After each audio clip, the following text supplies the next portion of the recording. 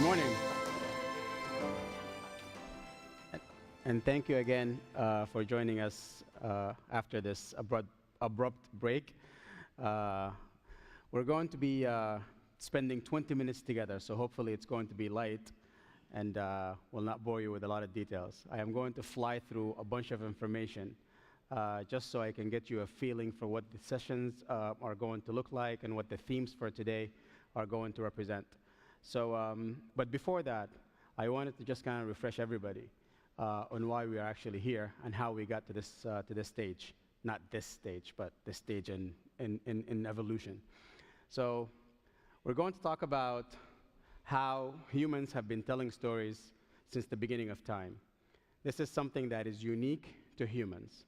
I don't think animals tell each other stories, at least we haven't been able to prove that, but we know that humans are interested in telling stories, and this is what combines us and brings us together all the time. We have been telling stories for so long, and we have proof for the stories that we have been telling. So we have cave drawings that can show that 8, 10,000, 20,000 years ago, people have been telling stories and documenting their journeys in life. We moved on to have stone tablets, where people have also continued to use it as a medium where they can document what their lives and the events that are happening around them, and maybe their history as well. You go into papyrus. That's the same way that people have been documenting, other generations or other civilizations have been documenting their lives. Animal skin was also famously used, especially in this part of the world, by the way, for documenting and writing down and keeping track and records of the different things that are happening. Print, paper, before that. So pen and paper then became the next part of the evolution, which was also obviously most people still use today as a way to write stories, to document events, to make sure that we keep our memories. And ultimately, we got into the print revolution, and then everyone was able to print, and then things continued. Photography, we had first phase of photography. I think we got a problem with the clicker. This is about 110, 20 years ago. Hopefully nobody took a photograph like that in this room.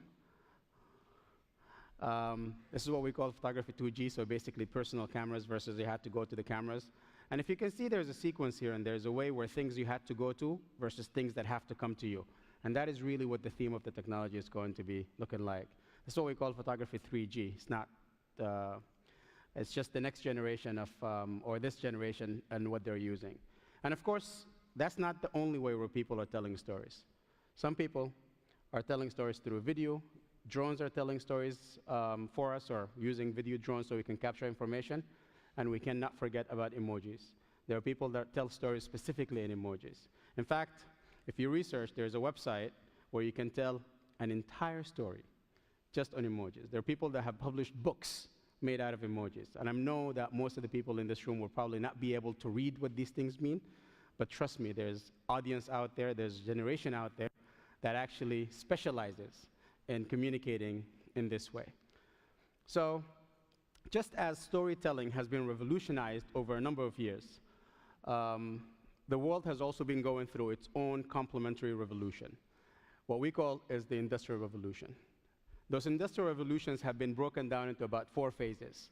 The first one started with the Agricultural Revolution about 6,000 years before Christ, so that's about 8,000 years ago. It took roughly about 8,000 years. I'm gonna go back. Roughly about 8,000 years so we can get the mechanical revolution to actually kick off. And that's when people started using machines so they can be able to produce things faster. After that, it took about 120 years so we can get electricity. And that would be considered the second IR, the second industrial revolution. And you can see that 8,000 years for the first one, 120 years for the second one. It took 90 years from when we started making electricity to putting a man on the moon. So you can see the leap and the jump in technology that has happened where you can do that. In another few years, we were able to get the biggest breakthrough for us today, which is the World Wide Web or the internet. That's what's called the third industrial revolution. That only took 22 years after humans were able to put a man on the moon. I don't know which one is more complex, to get on the internet or to actually put a man on the moon, but it seemed like we were able to get on the internet after we were able to put a man on the moon. It took another 12 years for technology to advance enough where we're able to sequence the human genome so we can understand and read DNAs. Then we were able to get 3D printing, what we call the beginning of the fourth industrial revolution. And Watson is basically a representation for AI. And that took about 8 years until we got there. Roughly about six years, we got autonomous vehicles, which are cars that drive themselves. That's purely based on artificial intelligence. What I want you to pay special attention to here is the speed by which change is happening. So as you move in time, things seem to actually change faster. So the next time, I don't know in how many years, probably 2, probably less, we're going to be getting into human-machine interfaces. And these are things where basically, I look like one right now, but realistically, there's actually going to be a machine that I am talking to, or a computer that is connected to a part of my body at some point. This is kind of like a summary about the 4 industrial revolutions that I just reviewed. You can notice that the first 3 were about empowering companies or corporations or businesses. But this industrial revolution, what is called the digital revolution, is about empowering people. And that's what we really are about to embark on. This is kind of like why we needed to have a conversation with the makers of the technology and the users of the technology, so we can figure out how we all use the technology to deliver the message, as far as we're concerned, like Al Jazeera and every other organization, about empowering people and empowering humans. So what exactly is the fourth industrial revolution, or 4IR, as we call it? It's a combination of technological innovations that is presumed to have the ability to change the future of humanity. And I'll give you a few examples of what these things look like. So cloud computing, famous topic. It's something that we're going to be discussing in depth over the next 2 days. So you're going to have panels that will talk about that, and we'll give you a lot of information on that. Artificial intelligence, machine learning. They don't necessarily sit down reading books to learn, but that's just mixed reality, virtual reality, and augmented reality. IoT, Internet of Things, and sensors. This basically means every device in the universe is going to be talking to something else, and every technology is going to be able to connect with each other. Robotics, this is the evolution for them. They're becoming semi-human over time. But most importantly, the fourth industrial revolution is based on trust. It's based on trust. That means we need to be able to trust these technologies that we're dealing with, knowing that the exchange between a human and a non-human is trusted, that the human trusts the non-human, or trusts the robot or the machine, that it is not going to go rogue, and it's going to not leak my information, and it's not going to go against me, and it's not going to allow access for someone that I don't allow access to, and so on. And trust is really just another way for security. That's what we're really going to be looking into. Big data, of course, is going to be, as a result of all these technologies talking, there's going to be a huge, huge amount of data. And I didn't want to get into a lot of statistics because they're easy to find on the internet if you go searching for them. But I just wanted to leave you with that thought. What does that mean for media organizations? Because this is, after all, a media-centric event. We can't really cover all these different, 7 or 8 or 10 topics that I just discussed. But we do have only 2 days, so we have to focus if we want to get some value.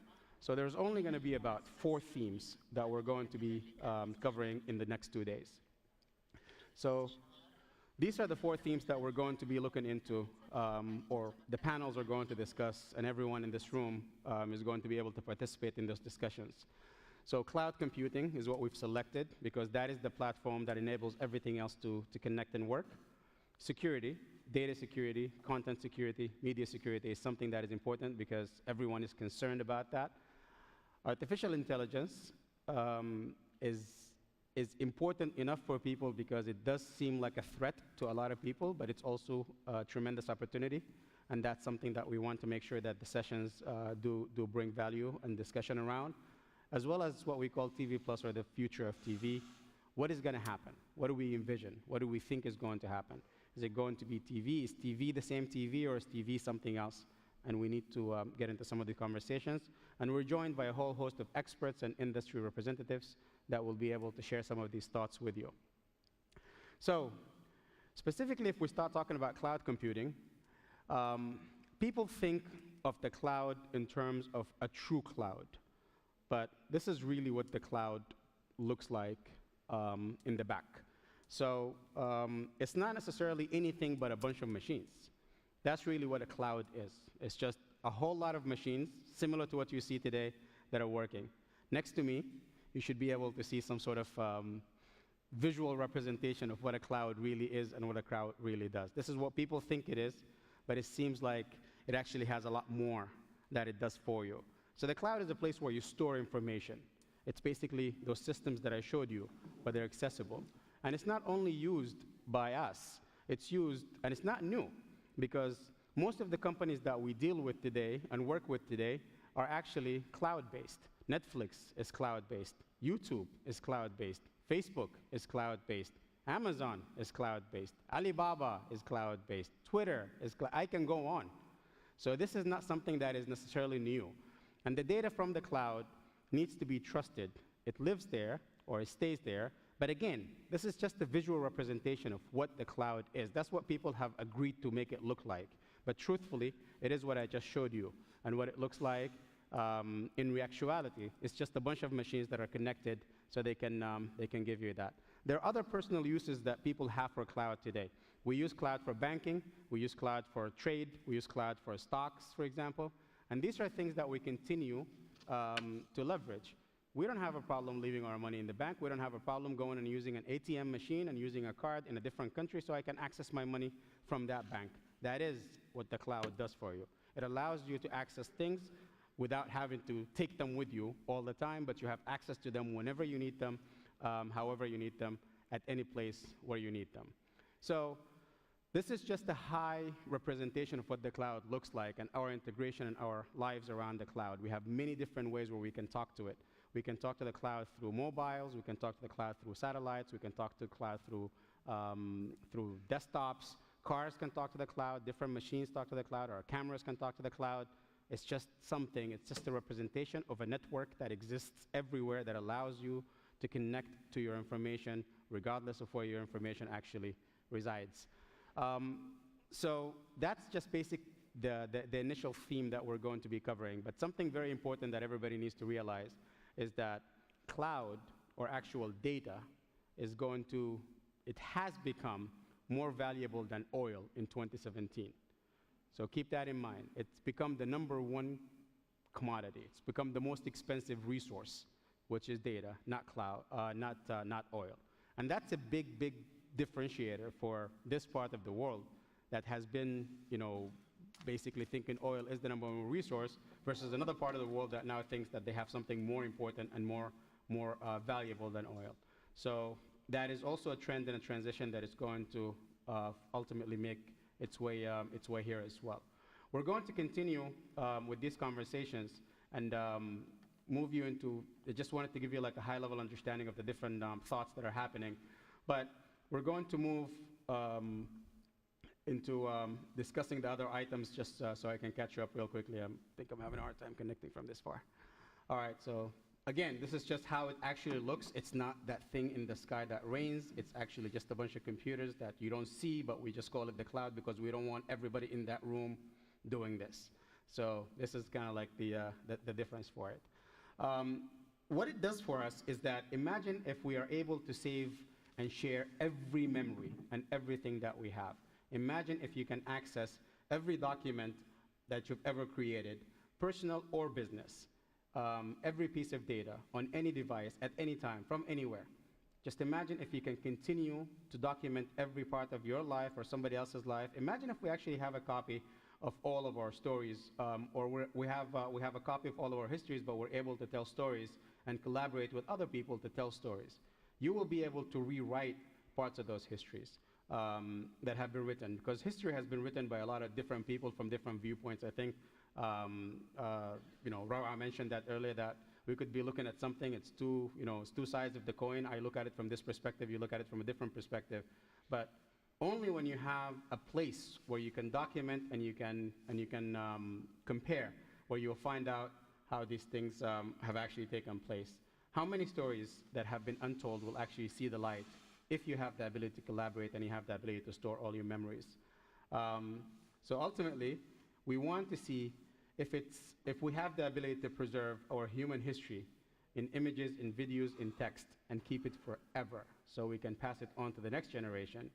Whereas we have to go into excavation work just to go and find out if there's stuff that is sitting in lands or stuff that is sitting in caves. And we don't really have an accurate picture of what our ancestors or the previous generations or the previous generations actually did or said, or we don't have exact copies of that. Some of the stuff is maintained, but we don't really have complete picture.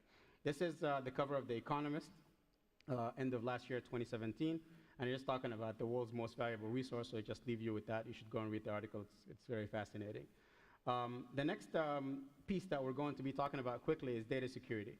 So again, this is going to the cloud immediately brings the security question into the picture. People want to know, am I secure if I actually put my stuff over there? If I put my data out in the cloud, what's going to happen to me? These guys are going to make it rain again, so we're going to show you an actual example of why people are concerned about their securities. They seem to be a lot of people that have concerns about, if I leave something in the cloud, is everybody else going to have access to it? The truth is, it's actually not that easy for people to have access unless you want them to. So think of it the same exact way that you have a room or you have a vault and you have a key. I can give somebody the key to go and have access to my room and have access to the information inside the room. But if I don't give you the key, you should not be able to have access if I know how to retain that information.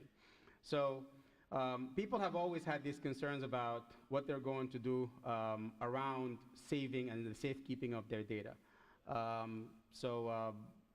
We are here because we're going to have a few people, a few experts that will speak specifically about what do you have to do, what hackers are doing, what is considered fake, what is considered real, what is truth, what is false, and they're going to give you more in-depth discussion and information about how these things impact your life and affect your life.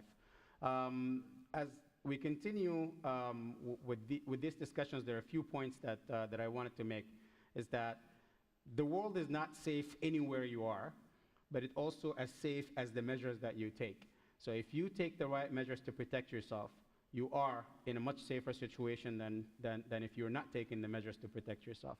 There is going to be a very interesting and heated discussion in the panels that are going to be held today, this afternoon.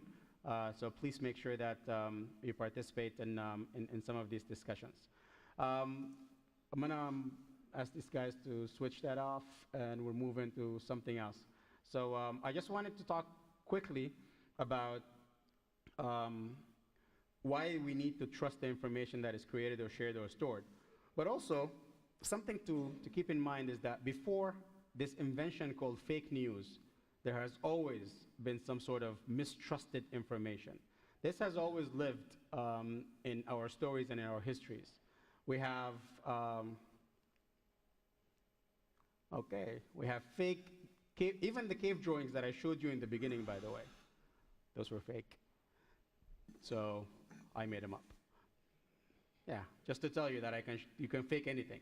So that's an example of anything that can pass on humans thinking that it's just original, and someone actually can. I told you I was going to do fake news. I am an advocate of fake cave drawings.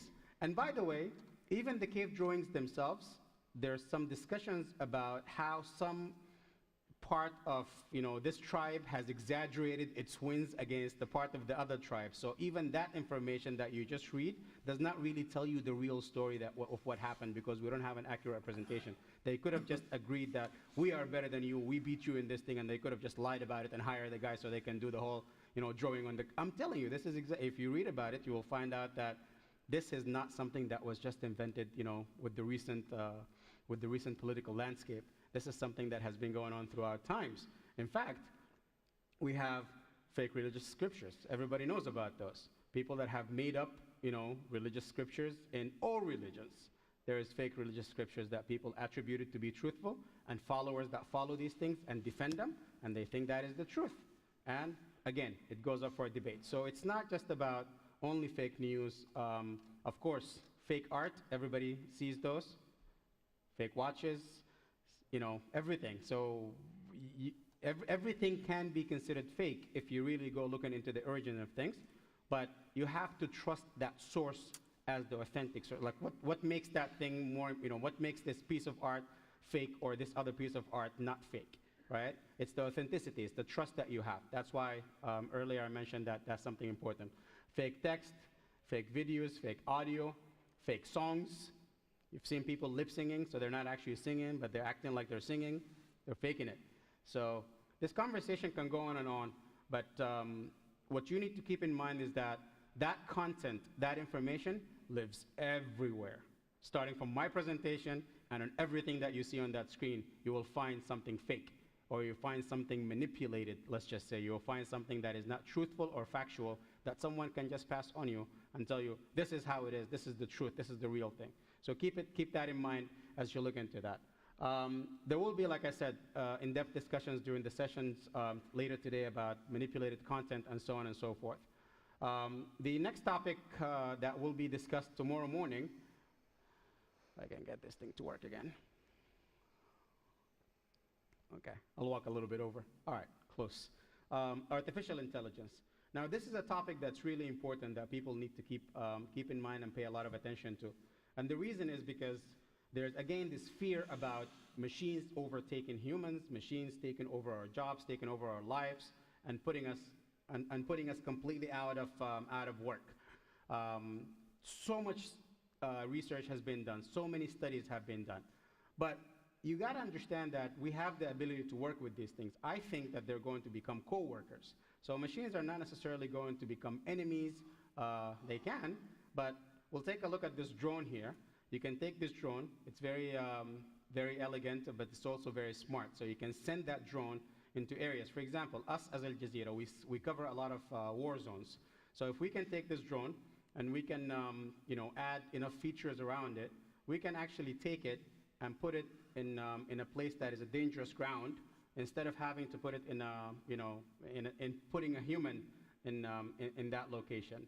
So you can see that we can take a drone flight into an area that we want to cover. Maybe it's a hostile space, and in that space, the drone then disembarks or deploys a robot, and the robot works for Al Jazeera. You can see the logo. The robot is able to see if it's a bad situation. You just seen him. There's a sniper behind him. The robot can see that there's a sniper. He was able to duck the bullet, knowing that, us humans, we can't do that. We need more intelligence than what we have right now to be able to cover ourselves in these situations. But this is a part of the future that we have to be thinking about, and how we're going to collaborate with it and how we're going to use it. Now, it's got its benefits. It doesn't ask for coffee breaks. It doesn't need vacations. It never calls in sick. There's a lot of, it's probably never late. So there are a lot of benefits to this thing. But it doesn't sympathize with you. So if you want to just tell them about your stories for the morning and how it was bad driving today and the rain really wasn't, putting you in the right mood, not the right coworker to be discussing that stuff with. However, they have a lot of uses and they have a lot of benefits. So we'll cover some of those discussions and the ethics behind using the AI in the workplace, whether it's something that we should be investing in and whether it's something that we shouldn't be looking into. I think the man and the machine are going to have a meeting at some point. It is happening now, and they will continue to form some sort of a relationship. Some people think they can become our friends, but for sure, they will be our future coworkers. I wanted to play this short video for you, just so you can get a feeling for how these things are so nice to work with. These are, if I can get the sound. These kids, so the Rubiks Cube, famously, people have been stuck in their childhood trying to solve this puzzle. Um, I spent probably close to 20 years trying to resolve it. Not the whole time, yani, but whenever I get my hand on it. Ultimately, I'm able to actually finish it. And I was going to impress you today by bringing my cube and showing you that how, if you're thinking about complex problems, you can actually solve them yourself, until I found this video. So basically, this robot has been designed to figure out the problem that took me about 20 years to do, but it can do it in a much less amount of time.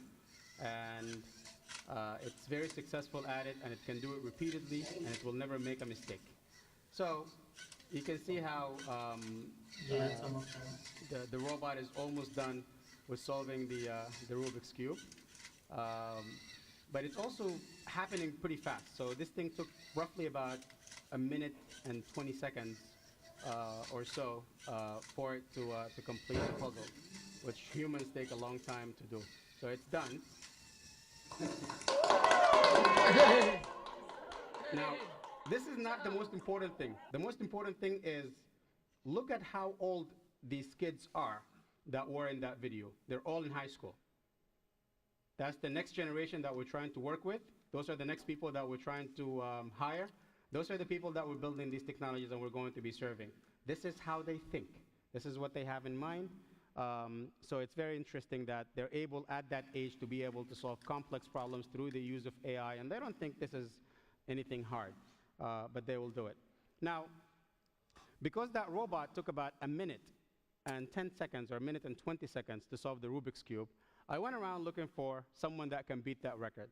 So we find this kid, another one from high school. This is what he did.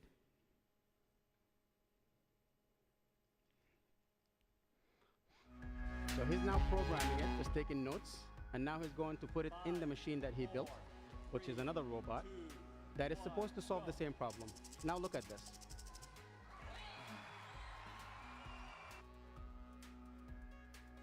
This does it in 2 seconds. So the first one was over 1 minute, the second one in 2 seconds, or in 2.3 seconds to be exact.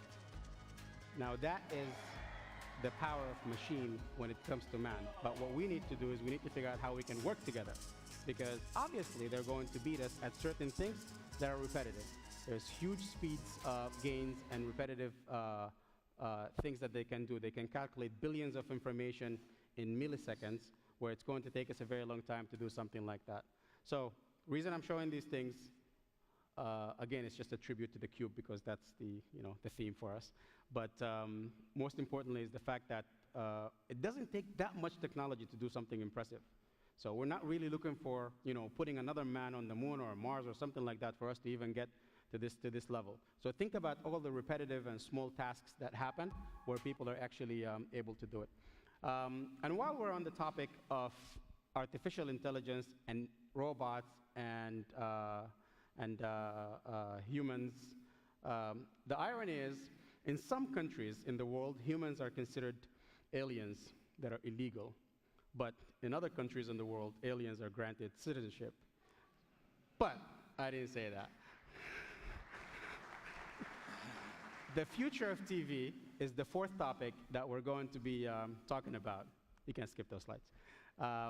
This is the final one, and I'll get out of the stage in about 2 minutes. So basically, this is a topic or a theme that people want to discuss because it seems to be a concern. Is TV dead? Are we going to be able to rebuild it? Are we going to come up with enough fascinating content around it?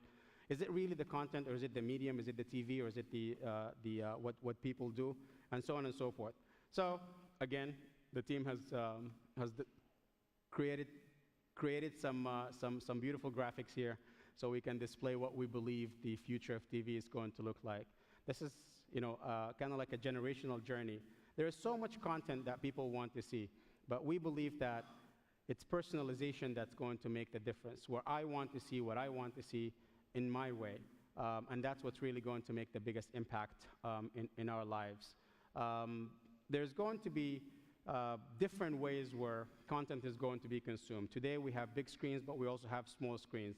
What we're envisioning, and this is not really something that is far-fetched. Again, technology moves very quickly, is that the future is going to be about more connectedness.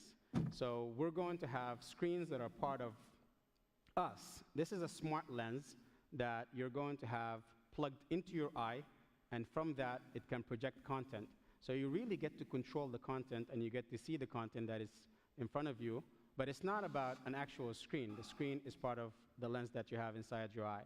There is some research that is actually being done around this, so it's not something that we're making up completely, but it does allow you the ability to see your own content in a personalized fashion and in your own privacy, because it's just a reflection of, it's kind of like a reflection image inside of your eye. This kind of technology is being worked on by so many other people, and we're going to, some of the vendors here will actually have the ability to explain what they're doing there. Okay, we can do that face away now. This basically is the fourth session that's going to happen tomorrow afternoon, but it's the one that has the most people registered. There are actually 3 sessions happening at the same time, and I think they're all locked in for like over 100 people, you know, that are interested in the topic each. So we think that it's going to be a very worthwhile discussion. So the future of TV is going to definitely be personalized. It's going to be integrated, and in of itself is going to basically constitute a new revolution. Just like the revolution that we've had and the progress that we've made from 3D glasses to smart glasses to VR or mixed reality headsets to smart contacts that can basically live inside of a human eye. Imagine that you can close your eyes to watch a movie, or you can blink to change a channel or start recording. That is science that's actually in the making right now. So that's the summary of what we're trying to do in this couple of days, and we'll look forward to everyone taking a part in those discussions. Ultimately, we are the ones in charge of making that next media revolution. Thank you very much.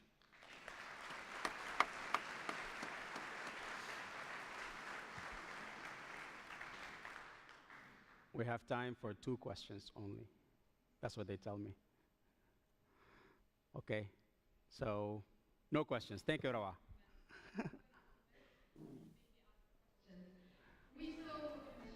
So teenagers who made machines solve a very complicated problem in few minutes, but if they didn't have to think about solving that problem, they wouldn't be able to create the machines. What will be the role of humans after they feed all the robots with the problems and the ways to solve them? So I think this is what we need to think about in the media. What will be our future role when we will find and create machines that will do all the tasks that take too much time from us?